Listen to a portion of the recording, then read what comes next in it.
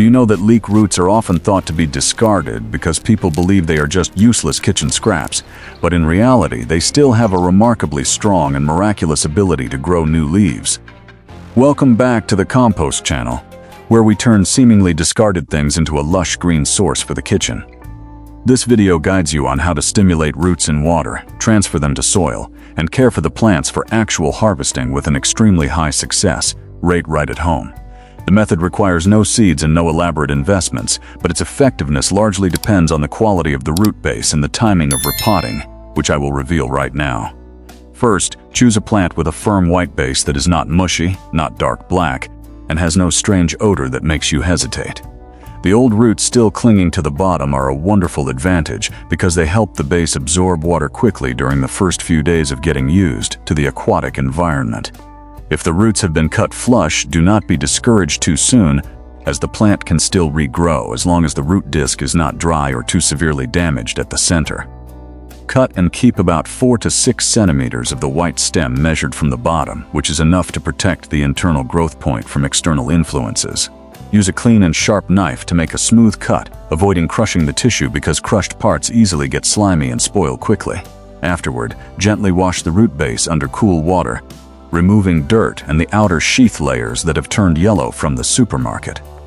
Do not peel off too many healthy white layers because they are storing precious energy necessary for the new shoots to develop vigorously. The required tools are extremely simple, consisting of a low cup, clean water, a drainage pot, loose and porous soil, and a little readily available compost. The cup should be narrow enough to keep the base standing upright without tipping over, but still leave space for air to circulate easily around the stem.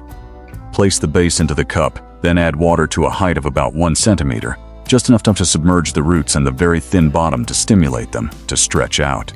Do not soak the entire white stem because trapped water between the sheaths easily causes sliminess, a sour smell, and tissue rot after just one night.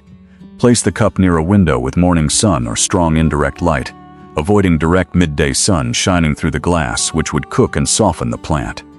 During the first few days, change the water daily and wash the cup clean to limit the appearance of a slimy film and unpleasant odors. Each time you change the water, check the bottom of the base and remove soft brown root segments that easily detach from the main stem. Healthy roots are usually creamy white or pale yellow and firm, while damaged roots are usually dark, mushy, or have an unpleasant odor. After about 2 to 3 days, the green core usually protrudes more clearly, and the young root tips begin to appear eagerly. By the 5th or 7th day, the shoots can grow a few centimeters longer if the light and room temperature in your house are suitable. The growth speed will vary depending on the variety and freshness of the base, so observe the plant rather than rigidly applying a strict schedule. When the new roots are about 2 to 5 centimeters long, the plant is ready to be transferred to soil to develop more sustainably and sturdily. If left in water for too long, the leaves will still grow, but they usually become increasingly thin because the nutrient reserves stored in the stem have been depleted. A pot with a depth of 15 to 20 centimeters is perfect for nurturing a regenerated leek base to full development. The pot must have clear drainage holes because leeks like even moisture but extremely dislike prolonged waterlogging that causes root rot. Mix 2 parts of clean vegetable potting soil with 1 part rotted compost and 1 part aeration material for the soil. The aeration material can be burned rice husks, washed and processed coconut coir, or perlite, depending on what you have available at home. A good mixture will retain moderate moisture, yet remain loose and crumbly when touched, and will not leak water heavily when gently squeezed. Before planting, moisten the soil evenly, avoiding pouring too much water, which would cause the soil layer at the bottom to become tightly and suffocatingly compressed. Create a hole just big enough to contain the roots. Then, place the base upright so that the roots spread out naturally downward in the most comfortable way. Cup the white stem with soil. Keep the green shoots above the ground surface, and gently press around so the plant stands upright without leaning. You can bury an additional 1 to 2 centimeters of the white stem, but absolutely do not cover the growing young leaf center. After planting, water slowly around the base until water drains out the bottom of the pot, then let the pot drain excess water completely. During the first 3 days, place the pot in a location with gentle morning sunlight so the plant can gradually adapt after moving to its new living environment. When the leaves stand firm and strong, gradually increase the light to about 4 to 6 hours per day, giving absolute priority to morning sun. If the balcony is too hot, Shade the harsh early afternoon sun so the young leaves do not suffer heat shock and lose water too quickly. Leeks like slightly moist soil, so check the moisture level by touching your finger down to a depth of about 2 centimeters. If this topsoil layer begins to dry out, water thoroughly all at once until soaked, rather than giving small, continuous drops of water throughout the day. Deep watering encourages roots to stimulate downward in search of water, whereas patchy watering easily keeps the surface moist while the lower layer remains bone dry. After about 1 week of adapting in the soil, the plant usually produces new leaves and the central sheath begins to thicken noticeably. By the 2nd or 3rd week, the growth rate will be more pronounced if the pot receives sufficient light and good drainage. You do not need to fertilize immediately upon planting, because fresh soil and rotted compost usually already contain enough nutrients for this initial stage. After about 2 to 3 weeks, spread a thin layer of compost around the edge of the pot, a few centimeters away from the base to nourish the soil. Water after fertilizing so the nutrients gradually seep downward, but do not pile wet compost too close to the sheaths for long periods as it harms the plant. Do not fertilize too heavily to force the plant to grow fast, because the leaves will become soft and weak, easily breakable, and the potting soil will easily accumulate excess mineral salts. If you want a longer white stem, you can mound more loose soil around the base once the plant is standing firmly in the pot. Mound only 1 to 2 centimeters at a time, always leaving the green leaves and growth center above the airy soil surface.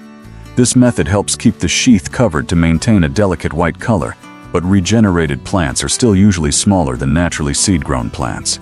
After 3 to 4 weeks of care, you can trim a few outer leaves when they are long enough, lush green and sturdy.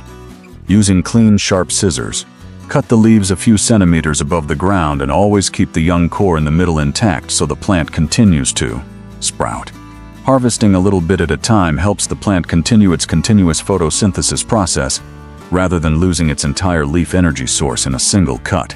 Fresh regenerated leaves are great for cooking fragrant soups, stir-frying meat richly, making sweet broth, or chopping finely to sprinkle over hot dishes.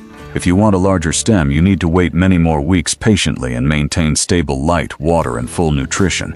However, the most realistic goal is still to harvest a few more batches of clean green leaves or nurture the plant to experience the fascinating process of creating a new stem. When the leaves show signs of turning yellow from the outside in, first check immediately to see if the soil is waterlogged or if the pot is suffering from severe light deficiency. If the soil has a musty, sour smell, remains waterlogged, and the roots turn soft and brown, lift the plant out and inspect it immediately. Cut away all rotten tissue with a clean, sterilized knife, replace it with more breathable soil, and keep only the root base that is still firm and healthy. If the entire bottom part is mushy, has an unpleasant odor, and separates into loose layers, it is best to discard it rather than trying in vain to save it. Disease-free withered leaves can be chopped up and put into a compost bin along with dry rustling leaves or shredded cardboard pieces. This dry material helps balance the ideal moisture level, minimizes foul odors, and prevents your compost pile from becoming too soggy.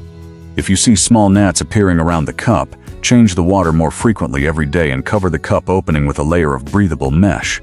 Do not use a tightly sealed lid, because the plant base desperately needs continuous air exchange, and leaving water in a sealed cup for too long easily causes foul odors.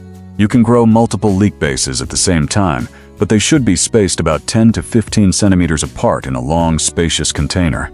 A hugely convenient little tip is to start a new root stimulation cup every week so that you always have plants at various stages of development. You should also write the start date clearly on a small piece of adhesive tape pasted to the cup, especially when experimenting with various different sources. The most important thing to remember is to treat the water cup only as the initial root stimulation stage, rather than a place for permanent long-term growth. Transferring to soil at the right time helps the plant receive abundant nutrients, develop an extremely healthy root system, and maintain new leaves for a longer time.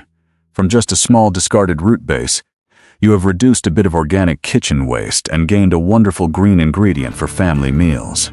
If you find these great tips and useful content bringing practical value, hit the like button and subscribe to Compost today so you don't miss out on many more super cool ways to regenerate vegetables from scraps. Do you prefer harvesting young tender leaves early to eat right away? Or do you want to patiently nurture them longer to let the leek stems develop really thickly and massively? Please share your surprising results in the comment section right below, so everyone can learn from each other's fascinating and diverse growing conditions. Wishing you hands-on ownership of a healthy, lush green pot of leeks, lots of joy in caring for your plants, and see you in the next video.